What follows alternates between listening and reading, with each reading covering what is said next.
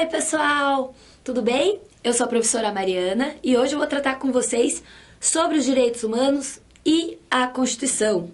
Por que que aqui no meu slide está escrito para vocês direitos... Porque eu sempre faço isso, né? Direitos fundamentais e a Constituição. Por quê? Alguém sabe me explicar? Então, vamos lá. Essa é a principal coisa que você tem que saber para a sua prova. Se você não souber isso, você não sabe nada de direitos humanos. Então, direitos humanos, quando ele é incorporado dentro de um ordenamento jurídico de um país, ele passa a se chamar direitos fundamentais. E é por isso que a nossa aula de hoje chama-se, então, Direitos Fundamentais e a Constituição, porque está dentro da Constituição tudo isso que a gente vai falar. Tranquilo? Então, vamos comigo. Quando a gente abre lá a Constituição, e se você tiver a Constituição aí, eu peço para que você abra, para que você acompanhe junto comigo, a gente vai encontrar o título 2, que vai falar dos direitos e garantias fundamentais. E a gente tem vários capítulos dentro desse título, e a gente vai tratar de todos eles hoje aqui nessa aula. Então a gente vai falar dos direitos e deveres individuais e coletivos, dos direitos sociais, do direito de nacionalidade, dos direitos políticos e dos partidos políticos. Todos esses aqui fazem parte dos nossos direitos e garantias fundamentais estabelecidos pela Constituição. Então, vamos começar pelo primeiro capítulo, obviamente, que é o direitos e deveres individuais e coletivos. Então, primeiro direito que a gente tem que pensar aqui, direito à vida. Quando a gente pensa em direito à vida, eu sei que muita gente vai falar que é desnecessário a gente ficar falando aqui hoje de direito à vida. Não é bem assim. Direito à vida não é só estar vivo, é permanecer vivo, é o direito de nascer, é o direito a uma vida digna e também a proibição da pena de morte. Então, gente, quando acontecer aí na sua prova, direito à vida, você abre o seu horizonte. E é para isso que tem essa aula aqui hoje. Porque às vezes a gente olha direito à liberdade, direito à vida, direito à saúde, e a gente pensa em uma coisa só, aquilo que já vem automático na nossa cabeça, que é o batido aí, que todo mundo consegue pensar. Mas a prova não vem pedir para você o que todo mundo consegue responder. Então você tem que pensar além para conseguir acertar as questões e mostrar que você é um candidato diferenciado aí na sua prova. Direito de liberdade, gente, é o direito de poder se locomover, de ir e vir para onde você quiser, quando você quiser, e também o direito da sua autonomia privada, de você poder decidir sobre as coisas da sua própria vida, de você não ter que obedecer a ninguém, seja o Estado, seja a polícia, seja sua mãe, seu pai, qualquer pessoa. Ninguém tem direito de interferir na sua vida. Você tem a sua própria autonomia. Também direito de consciência, né, de você pensar o que você quiser, de você ter a sua liberdade de consciência, liberdade de expressão e liberdade de religião. Então, olha como a gente precisa pensar fora da caixinha, gente.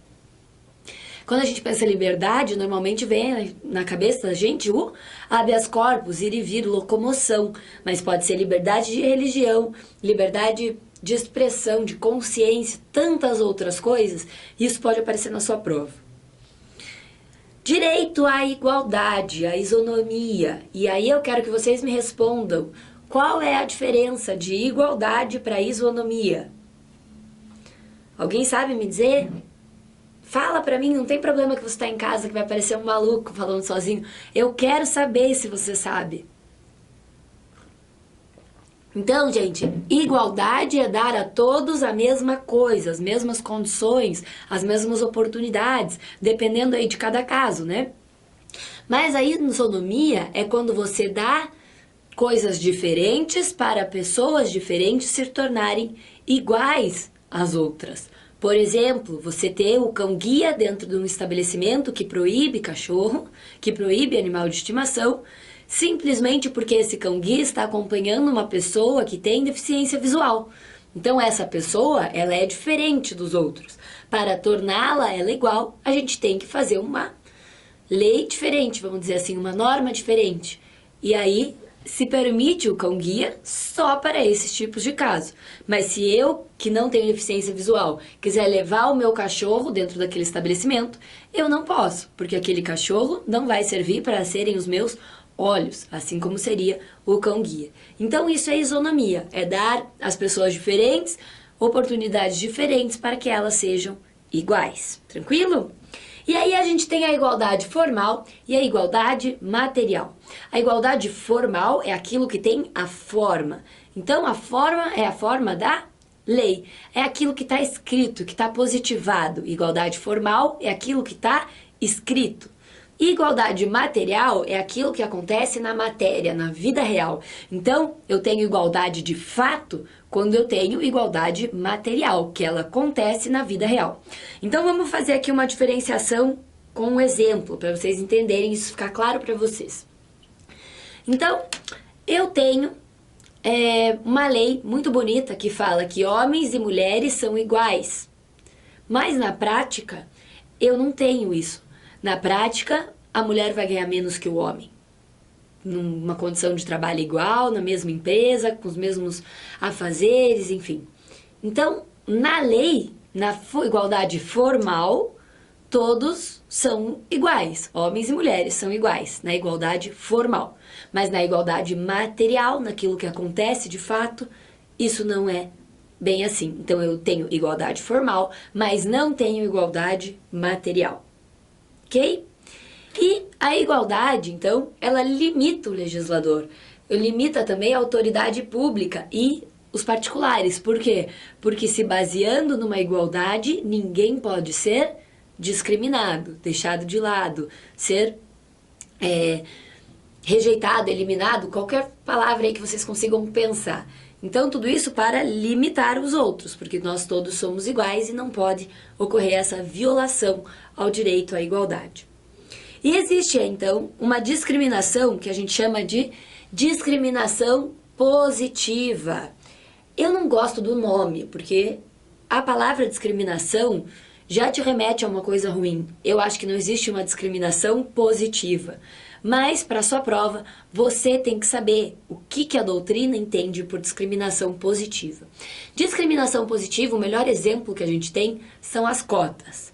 Por quê? Porque é uma forma de você discriminar as outras pessoas para que elas tenham oportunidades iguais às outras. Então, por exemplo, cotas para as pessoas que estudaram sempre em escola pública. Então, essas pessoas não tiveram o melhor ensino, porque a gente sabe que dá muita diferença, pelo menos aqui no Brasil, do ensino de uma escola particular para uma escola pública. Então, às vezes os professores não são tão capacitados, às vezes os alunos não conseguem ter o mesmo entendimento, estudar em casa, assim como na escola particular, que os alunos às vezes têm mais oportunidade. Enfim, a gente não tem como taxar aqui alguma coisa generalizada, porque a gente sabe que cada caso é um caso. Mas no caso das cotas para as pessoas que estudaram em escolas públicas, essas cotas fazem com que essas pessoas que não tiveram as mesmas oportunidades daquelas que estudaram nas escolas particulares, que elas se mantenham em igualdade, porque é uma discriminação positiva. Então, dá-se àquelas pessoas outro tipo de coisas para que elas se igualem àquelas que sempre tiveram essas coisas, vamos dizer assim. Então, é uma discriminação positiva, para que uma coisa boa aconteça para essas pessoas, e elas são discriminadas justamente para estarem melhores de onde elas estão agora. Então, vamos continuar aqui ainda falando de direitos individuais e coletivos, do capítulo 1º do título 2º da nossa Constituição. O direito à segurança. O direito à segurança não é só aquele de eu poder andar na rua e nada me acontecer, de eu poder dormir na minha casa e não ser assaltado. O direito à segurança, então, é a segurança quanto à ordem pública. Então, vamos lembrar, ordem pública, a vida de você poder andar na rua e não ser assaltado, não ser, sei lá, não ter sua integridade física violada, e também do seu patrimônio. Então, quando a gente falar em segurança, você tem que pensar que pode ser o patrimônio, pode ser a ordem e pode ser a vida. E o direito à propriedade, gente. A propriedade a gente sabe que é bem móvel ou bem imóvel. E a gente tem que lembrar o seguinte, a função social da propriedade. A função social da propriedade quer dizer o seguinte, de modo bem aberto falando, tá? Porque a gente sabe que esse é um tema que dá aí dissertações de mestrado, então não tem como eu esgotar o tema aqui com vocês. Mas, resumidamente falando, a função social da propriedade faz com que aquela propriedade tenha que ter uma relevância pública. Aquilo tem que existir por causa do interesse público. Então adianta uma pessoa ter um terreno enorme e não plantar, não produzir nada, não gerar emprego, não utilizar para morar, absolutamente nada. Ela só tem aquele terreno e nada acontece ali dentro. Enquanto ali em volta daquele terreno tem um monte de gente que precisava de trabalho, tem gente que passa fome, tem gente que não tem aonde morar. Então, esse espaço ali, ele tem que cumprir uma função social. Ele precisa ser útil para a sociedade de alguma forma e atender aos interesses sociais. Então, precisa que aquele local faça alguma coisa para ajudar essas pessoas, por exemplo, que eu dei, né, essa historinha aí para vocês. Então, a função social é isso. Toda a propriedade tem que ter uma utilidade que interesse à população, ok? E o direito de propriedade também pode estar ali atrelado ao direito da propriedade intelectual. E aí a gente tem o direito autoral. Então, obviamente que não é uma matéria que vai cair na sua prova, a não ser que seja um concurso muito específico, mas não cai essa parte da propriedade intelectual. Então, você tem que lembrar como propriedade se caiu o direito autoral, simplesmente por ser mais uma modalidade, não porque você tenha que estudar a fundo aí a propriedade intelectual. E aí a gente passa para os direitos sociais, gente. Vai acompanhando aí na Constituição comigo o seu capítulo 2º do título 2. E aí a gente fala de direito social, a gente vem o primeiro direito aqui, a Seguridade Social, que está no artigo 194 da Constituição. Pega lá o artigo, faz a leitura e volta aqui comigo. Então, Seguridade Social são conjuntos de ações do Estado voltadas para garantir a saúde, a previdência e a assistência social. Anota esse conceito aí no seu caderno que pode ser que vá facilitar o seu entendimento. Então, quando a gente fala de Seguridade Social, é saúde, assistência social e previdência. E quando a gente fala de direito à saúde, então, direito à saúde, a gente tem que pensar que a gente tem que poder ter uma vida saudável, mas que a gente também tem que ter uma proteção para que, se acontecer alguma coisa com a gente tenha para onde se socorrer. Tenha hospital, tenha remédio, tenha leito, tenha aí recursos para que eu possa proteger a minha saúde. Também de um modo preventivo, por exemplo, as vacinas. Então, se eu tenho acesso a uma vacina no posto de saúde de modo gratuito, que o Estado está me fornecendo, ele está cumprindo com os direitos sociais, porque é uma forma de você prevenir a saúde da pessoa. E também pode ser essa parte de recuperação da saúde. Se em algum momento eu precisar de um tratamento, eu tenho que ter essa contrapartida aí do Estado. Então, quando a gente falar de direito à saúde, vamos lembrar de promoção, proteção e recuperação da saúde. E direito à assistência social, gente. Assistência social é exatamente como o nome diz, é ajudar as pessoas que precisam. Então, dá aquela assistência. Sabe aquelas... Eu não sei como é na cidade de vocês, mas aqui na minha cidade existe como se fosse uma vanzinha, uma combizinha, que pega as pessoas de rua para que elas possam ir até algum local, fazer alimentação, tomar banho. Pode ser até que ali dentro desse lugar elas encontrem alguma oportunidade de trabalho, enfim. Mas é uma assistência que essas pessoas têm para que elas não fiquem na rua sem nem poder tomar banho. Então, existe esse tipo de assistência social. Aí você consegue pensar em várias outras, eu tenho certeza, que acontecem aí na sua cidade. Isso está muito atrelado com o princípio da solidariedade, essa parte do direito da assistência social, de proporcionar dignidade às pessoas que não têm absolutamente nada. E o direito à previdência social, gente, esse eu tenho certeza que todo mundo já ouviu falar. Falou em previdência, você lembra de quê? de aposentadoria. E é isso mesmo. Mas a gente tem que lembrar que não é só a aposentadoria que está envolvida aí na Previdência.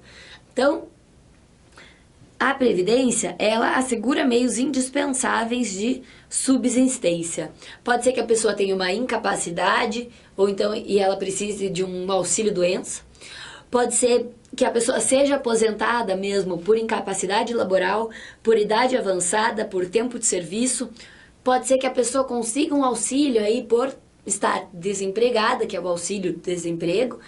Pode ser que você receba uma pensão do Estado por reclusão ou morte daquele que você dependia financeiramente.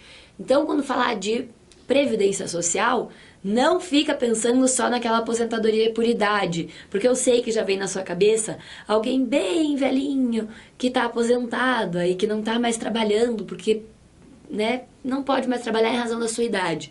Mas não é só isso que inclui a previdência social.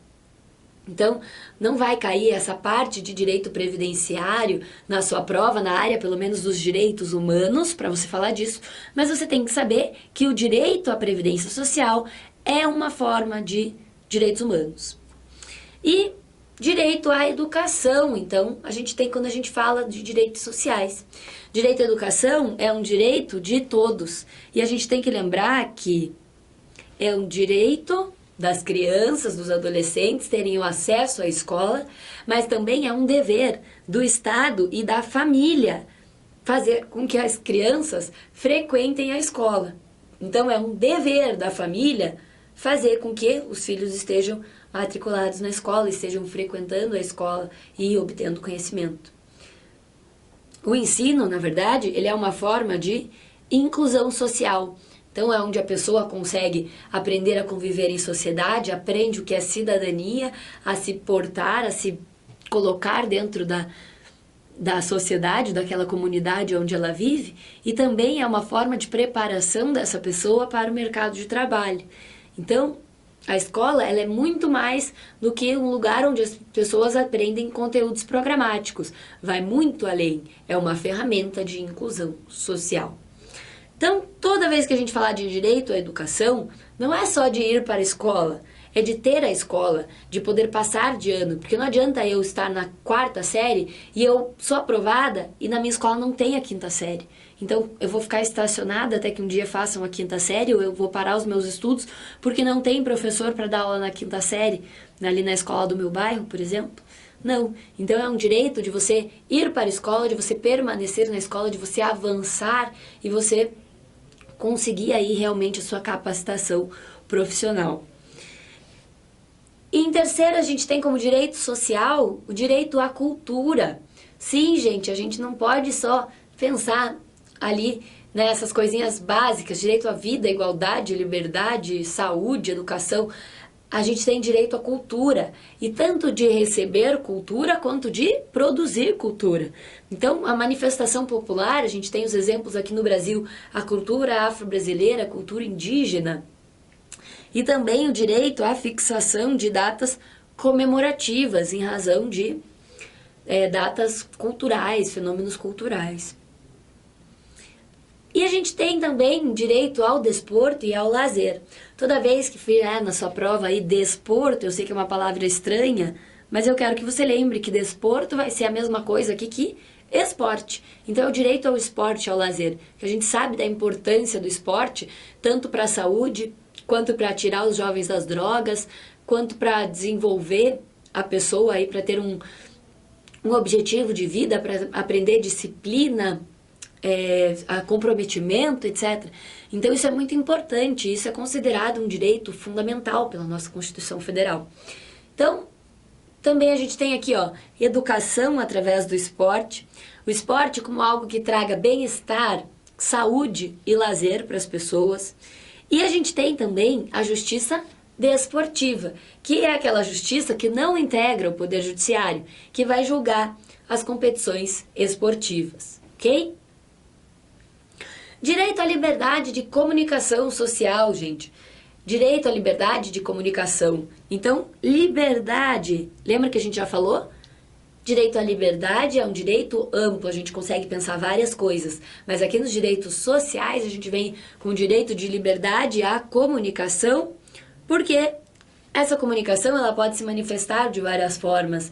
Ela pode ser através de rádio, de TV, de internet, de cinema, de revista, de qualquer outro meio escrito, de teatro, tudo que vocês conseguirem imaginar, que a gente sabe que hoje em dia já tem muito mais meios da gente se comunicar do que quando a Constituição foi escrita. E, em sexto lugar, como direitos sociais, a gente tem direito ao meio ambiente. Então, o meio ambiente ele é de uso comum a todos, ele é essencial para a qualidade de vida, para todo mundo ter uma qualidade de vida boa, para ter ar puro para respirar, por exemplo. Então, uma coisa aí do meio ambiente é que é um dever de todo mundo defender e preservar o meio ambiente para as futuras gerações. Então, a gente não tem só direitos, a gente também tem deveres. E a gente precisa preservar não só para nós, mas também para as futuras gerações. Preservando, assim, a diversidade, tanto da flora quanto da fauna, e a não destruição desse meio ambiente. E também pode acontecer de cair na sua prova o meio ambiente do trabalho. E aí você vai pensar, será que tem a ver com o meio ambiente? Porque às vezes a gente fala meio ambiente, aqui direito ao meio ambiente, a gente só pensa em árvore, em poluição, enchente, todos esses fenômenos naturais aí. E não, quando falar de ambiente de trabalho, que você tem que trabalhar num ambiente saudável, salubre, também tem a ver com isso, tem a ver com o direito ao meio ambiente, ok? E direitos referentes à família, à criança, ao adolescente e ao portador de necessidades especiais e também ao idoso. Então, gente, tudo isso daqui, ó, se vocês forem vendo as outras aulas aqui do curso, vocês vão ver que decorrem de tratados internacionais que o Brasil faz parte. Então, é uma forma de você proteger os vulneráveis aqui, que é a família, a criança, o adolescente, o portador de necessidade especial e o idoso. Então, quando a gente falar de família, é todo tipo de família. Não importa se é mãe solteira, se é pai solteiro, se é a união homoafetiva. Todos os tipos de família são inclusos aí como o direito da família. A criança, gente, ela tem que ter o acesso à educação. A criança não comete crime, ela comete ato infracional. Portanto, a criança não vai poder ser presa, então ela tem que seguir ali as penalidades impostas pelas referências do ato infracional mesmo, do ECA, né, do Estatuto da Criança e do Adolescente. E a criança também não pode trabalhar, ela só pode ter um trabalho como aprendiz a partir dos 14 anos. E possuem as empresas aí um incentivo fiscal e jurídico para quem acolher as crianças abandonadas, órfãos, e também para quem punir, erradicar a violência e a exploração infantil. Quantas pessoas com necessidades especiais, gente? Elas precisam ter um atendimento especializado dentro da área da saúde, precisam estar incluídas na sociedade, então não adianta ter escola linda, maravilhosa, em todos os bairros daquela cidade, se não tem o acesso, a acessibilidade para um cadeirante chegar de cadeira de rodas, não adianta nada. Então, precisa haver aí essa inclusão social, tanto na escola quanto no trabalho, precisa haver essa facilitação do acesso dessas pessoas.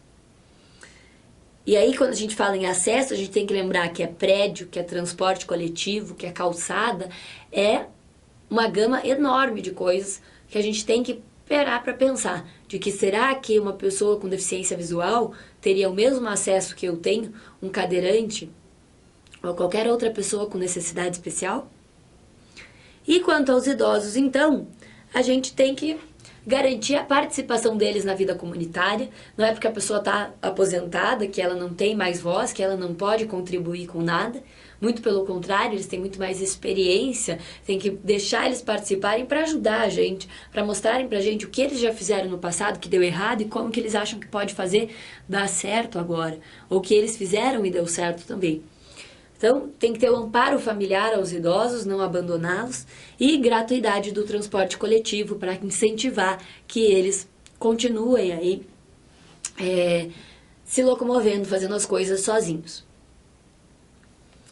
Direitos trabalhistas também estão aí no rol, então, de direitos sociais.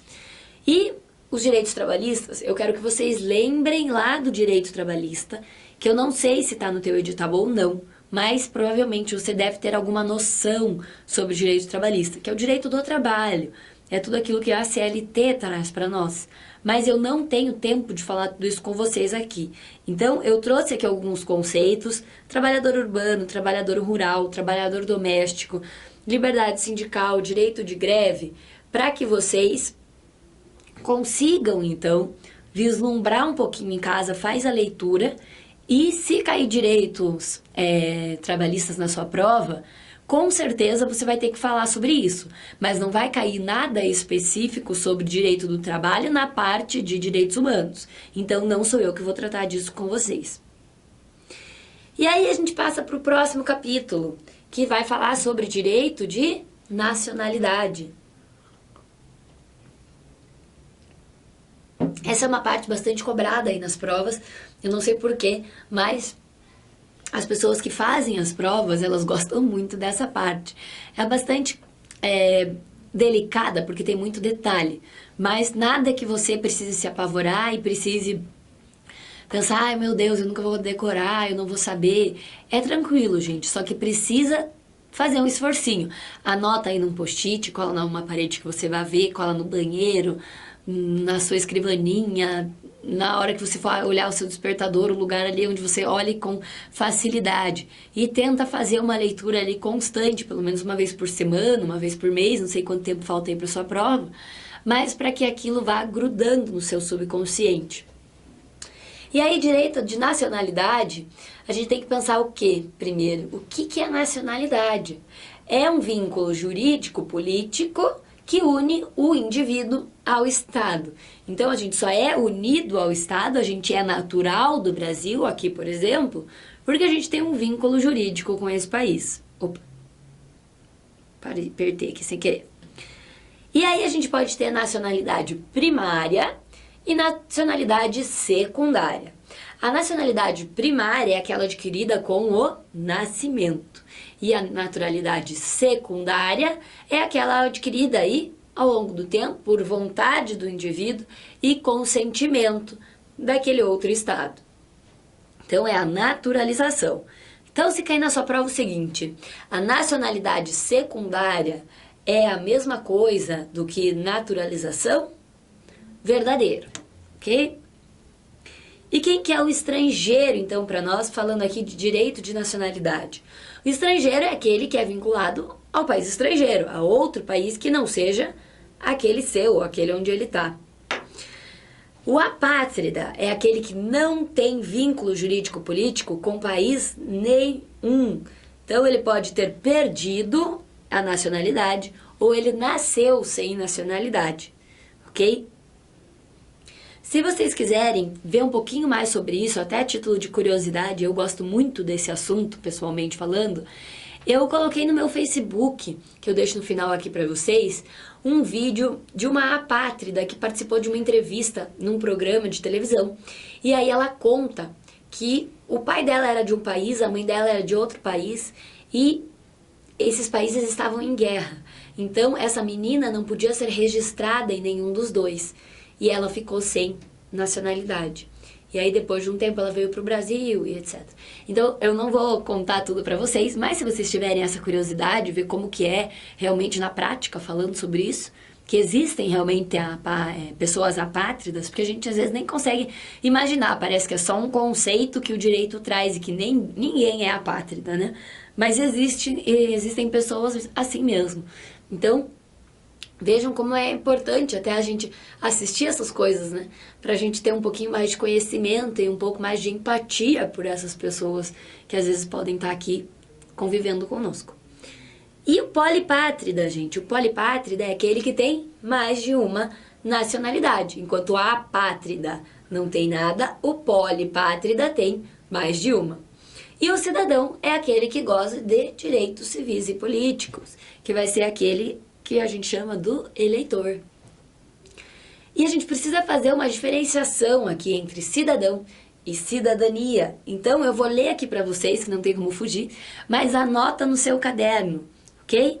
Então vamos lá. Cidadão é aquele indivíduo no gozo dos direitos civis e políticos de um Estado, no desempenho de seus deveres para com esse Estado.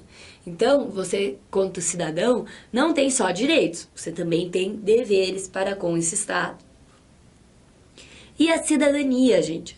A cidadania, então, por sua vez, ela é o conjunto de direitos que dá à pessoa a possibilidade de participar ativamente da vida e do governo do seu povo, votar e ser votado, com seus respectivos deveres, como também o direito de ser respeitado, tratado com dignidade, como ser humano, independente da sua cor, raça, crença, religiosidade, opção sexual e etc. Então, anotou aí a diferença entre cidadão e cidadania? Então, o cidadão é aquela pessoa que está no gozo dos direitos. E a cidadania é o conjunto de direitos. Tranquilo?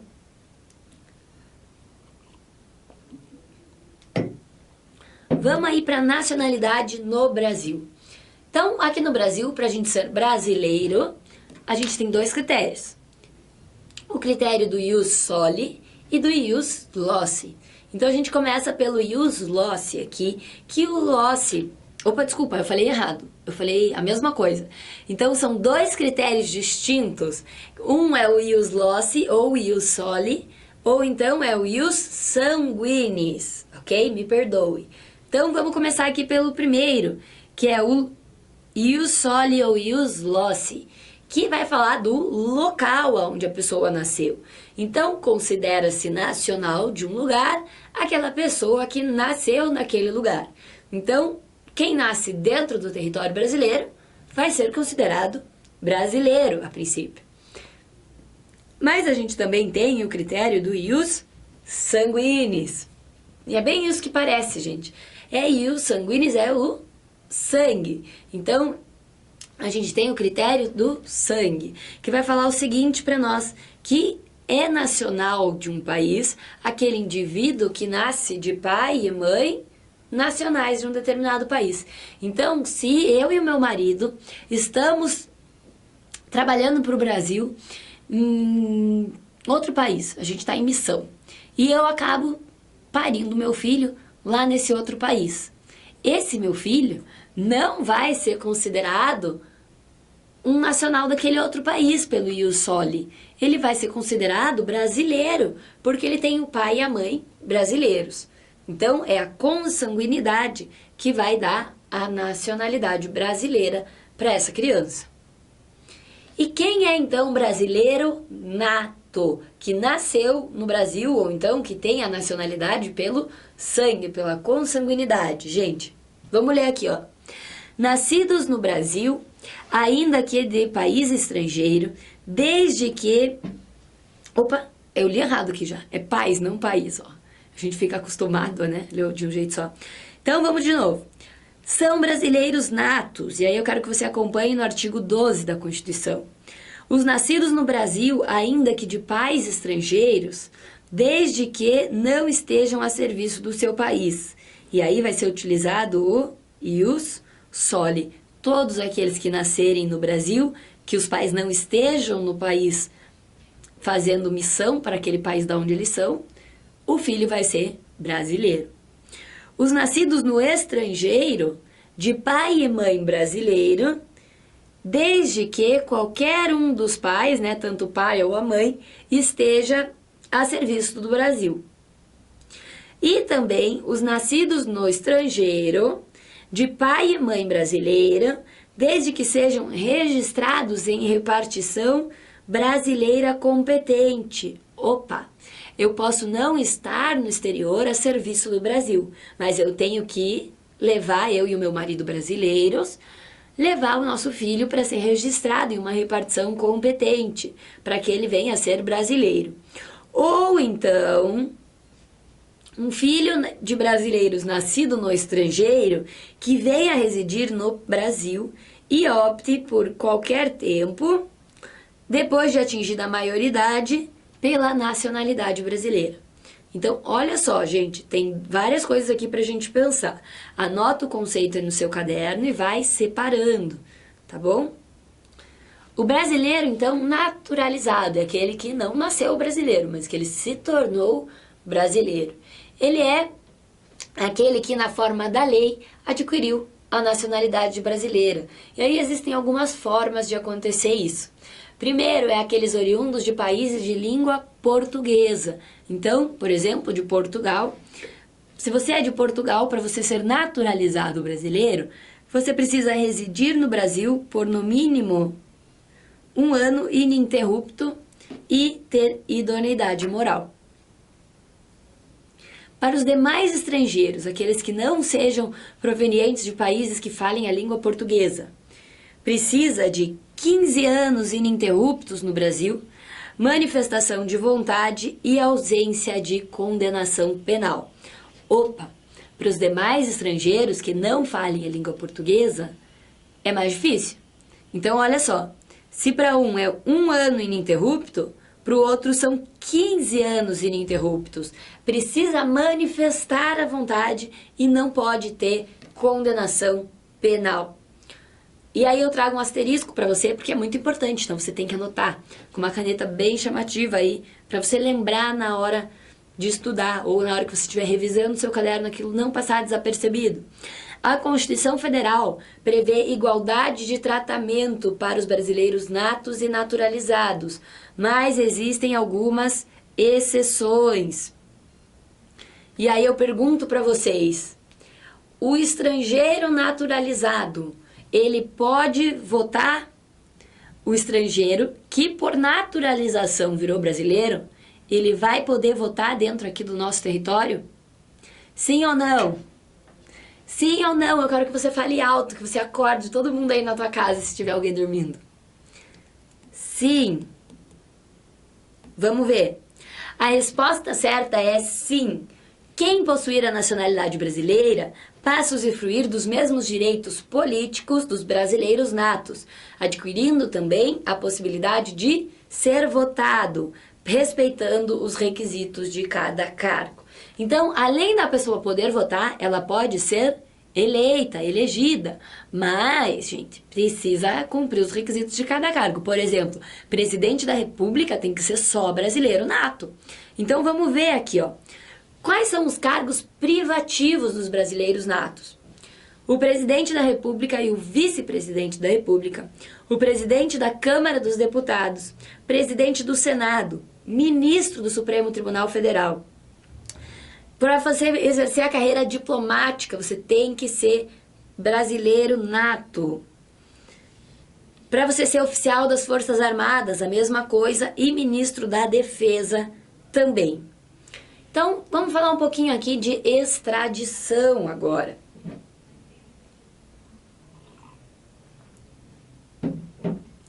A extradição é a remoção de um indivíduo de um estado para outro.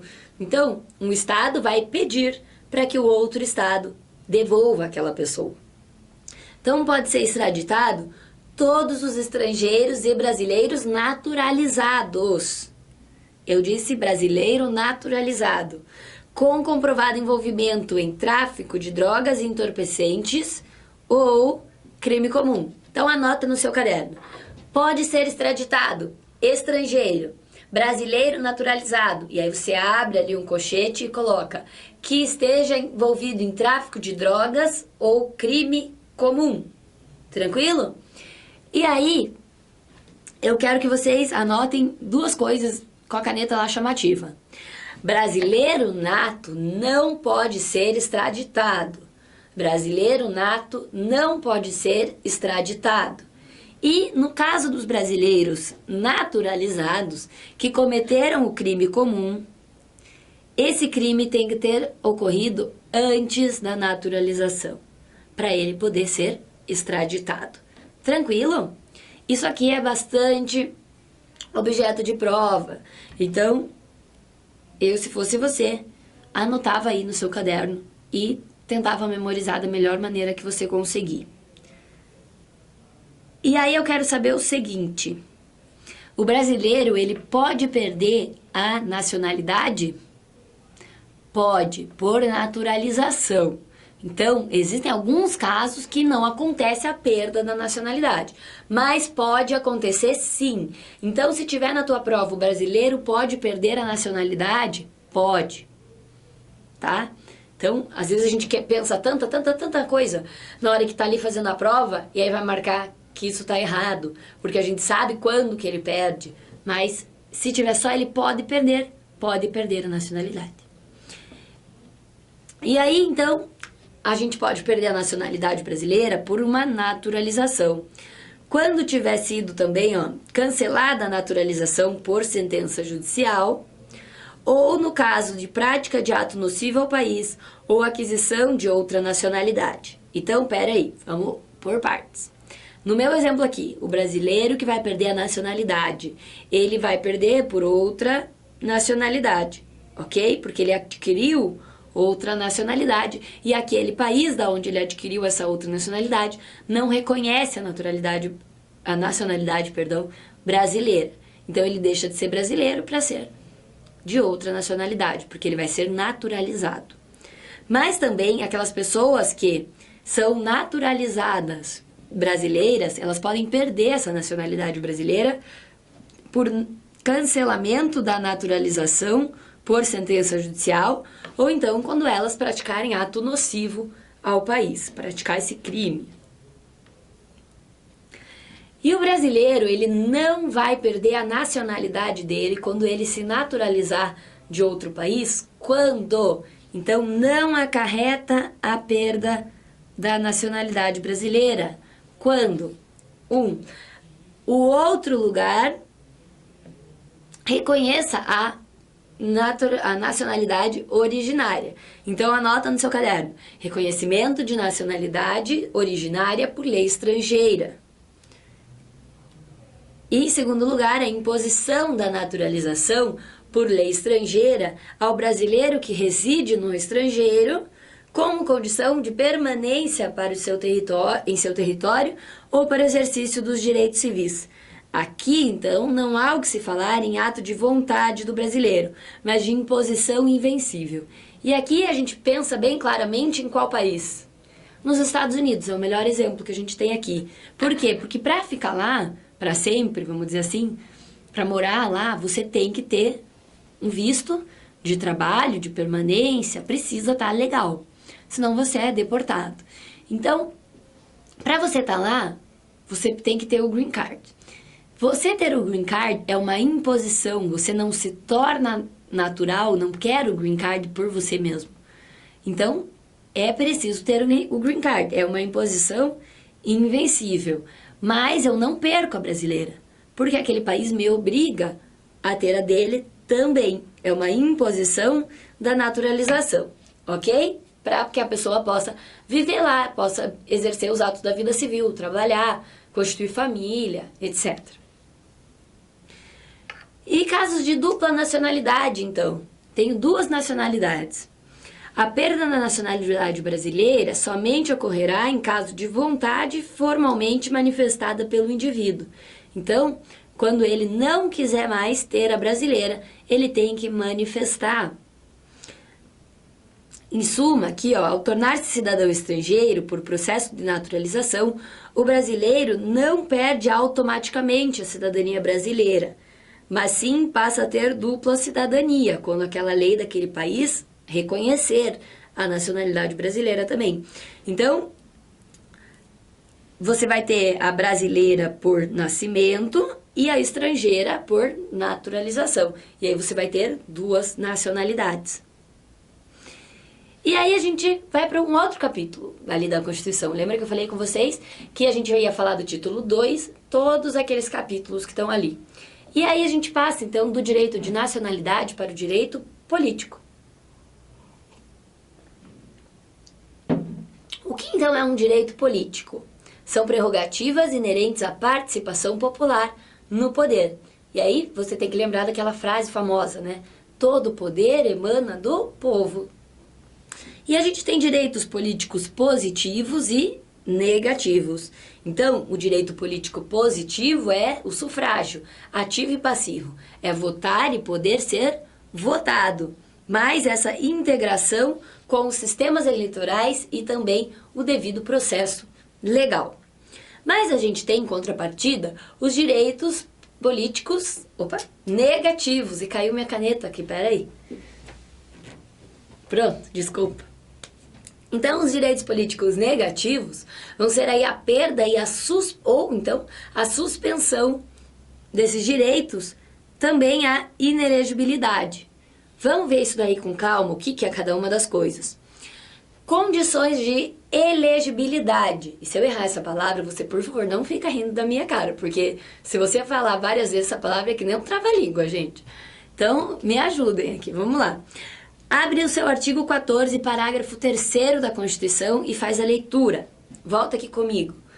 Para você ser eleito, você precisa ter nacionalidade brasileira, pleno exercício dos direitos políticos, alistamento eleitoral, filiação partidária, domicílio eleitoral na circunscrição, idade mínima para certos cargos. Então, você tem que ter 35 anos para ser presidente, vice-presidente, senador. E aí você vem aqui para mim no primeiro e diz assim: por que condição de elegibilidade tem que ser nacionalidade brasileira? E se eu não sou nacional brasileiro, se eu não nasci brasileiro, eu sou naturalizado brasileiro? Ora bolas. Não é porque você não tem ali a palavra naturalização que você não tem a nacionalidade. Se você é naturalizado, você tem a nacionalidade brasileira também. E a gente sabe que os naturalizados podem votar e podem ser votados, mas não para todos os cargos, que a gente já viu ali. Tranquilo? Não deixa o examinador te pegar. Inelegibilidade, gente, quando não pode ser eleito. Ausência de capacidade para se candidatar. E essa ausência de capacidade pode ser absoluta, que vai impedir a eleição, que vai ser aquelas pessoas inalistáveis, que vão ser os estrangeiros e os conscritos, que estão no serviço militar, e os analfabetos. A inelegibilidade relativa, então, ela pode ser funcional por motivo de reeleição, ou seja, eu sou prefeito de um lugar, eu já fui reeleita, e aí eu não posso me reeleger para sempre, então eu só posso ter uma reeleição. Depois que passar essa reeleição, eu não posso mais ser eleita por um determinado tempo, porque eu vou estar inelegível relativamente. Pode ser também por motivo de desincompatibilização. Então, se eu sou prefeito e quero me candidatar a governador, eu tenho que largar o meu cargo de prefeito 6 meses antes de me eleger, porque são funções incompatíveis. Pode ser, então, uma inelegibilidade reflexa por casamento, parentesco ou afinidade. A gente sabe que não pode, então, o governador ser casado com a prefeita. Não pode o presidente da república ser casado com um governador e por aí vai. Porque existe essa ligação, essa afinidade muito forte entre essas duas pessoas que vai fazer com que haja um favorecimento, mesmo aí que involuntário, vamos dizer assim. E também inelegibilidade relativa dos militares com menos de 10 anos de serviço ou então com 10 anos por inatividade, ok? Peraí, eu falei errado aqui, vamos com calma. São menos de 10 anos de serviço, um militar com menos de 10 anos de serviço tem que se afastar das atividades para poder se eleger. E um militar com mais de 10 anos tem que estar inativo, ok? E inelegibilidade relativa legal é aquela que decorre da lei. E aí eu vou pedir para vocês fazerem a leitura em casa da Lei Complementar 64 de 90 e da Lei 81 de 94. E aí também existe a privação dos direitos políticos, que você vai estar privado de exercer esses direitos políticos. Pode ser definitiva, através do cancelamento da sua naturalização por sentença judicial, definitiva, que vai ter que ter o trânsito em julgado. E também pode ser privado dos seus direitos de forma definitiva, quando você adquirir outra nacionalidade, perder essa. E naturalização voluntária, ok? Quando você adquirir outra nacionalidade porque você quis. Privação dos direitos políticos aqui de forma temporária, suspensão dos direitos políticos apenas. Quando houver a incapacidade civil absoluta da pessoa, por exemplo, quando a pessoa estiver interditada. Quando houver condenação criminal com trânsito em julgado, sempre a sentença de forma definitiva. E improbidade administrativa. Gente, o meu recado para vocês era esse hoje, sobre os direitos humanos dentro da Constituição Federal. Não percam de assistir as outras aulas, que é um tema muito interessante e com certeza vai te ajudar muito para as suas provas aí do futuro. Então, meu recado foi esse. Se vocês quiserem comentar, criticar, sugerir alguma coisa, me procura no Facebook e no Instagram como Prof. Mariana Moreira Neves. Então, um abraço e bons estudos para vocês!